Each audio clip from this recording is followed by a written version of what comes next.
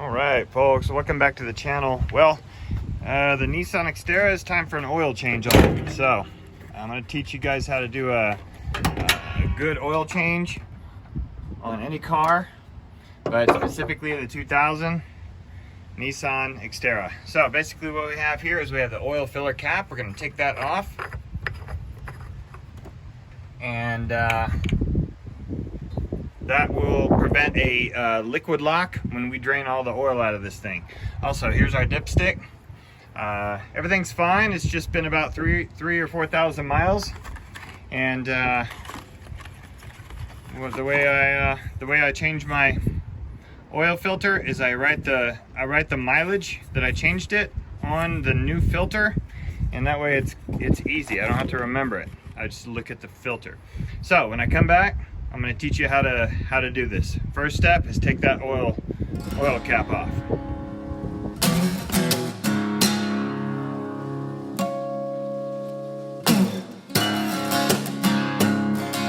Okay, so we're under the truck right now. For the Xterra, it's real easy. All right, it has a skid plate right here. The truck is high enough to where I don't even need a jack, but you're going to need to jack it up. Basically, cut all the screws that hold this pan on. Take those out, and then we'll start with the oil change.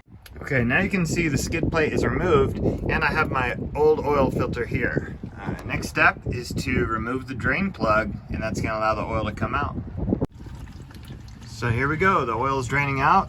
We got a pan right here, and as you can see, I caught the drain bolt. I'm gonna clean that off. I'm gonna inspect the washer and reinstall it after this is finished draining. Okay, so I installed the drain plug. Now I'm going to snug it up. You don't need to what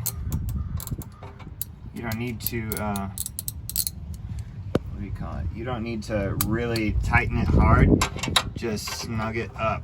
So once it stopped, I'm gonna give it about one little bit more snug on there. And if it starts to dribble or something like that, if it starts to leak, that's when I'll add more torque to it. All right, next thing we do is we move on to our oil filter. I'm dragging my oil along, and what we'll do is we'll take that oil, we'll get the oil pan situated below, and we're going to take it loose. Notice it was not hard. Okay, here we go. It's coming out.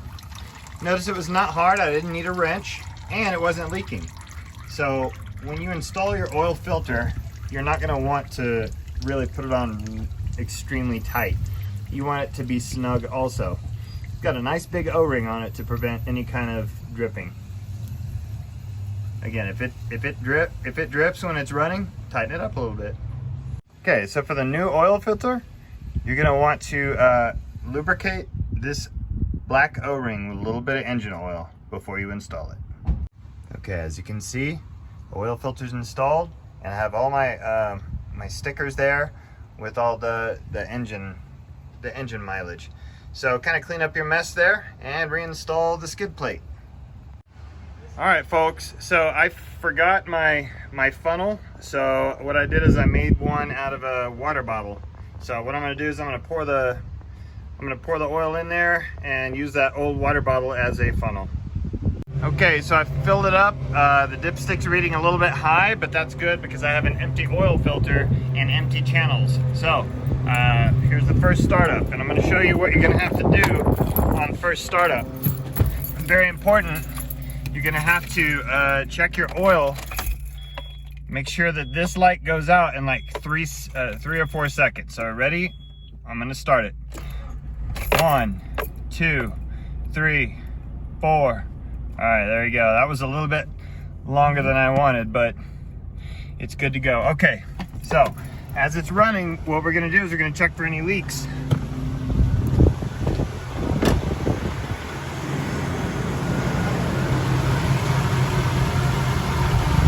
All right, no leaks in the drain plug.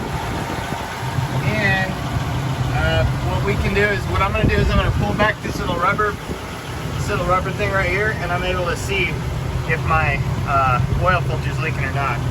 So that's how you change the oil on your truck. but it works the same way for your car. So we'll see you next time on I Just Fix It Myself.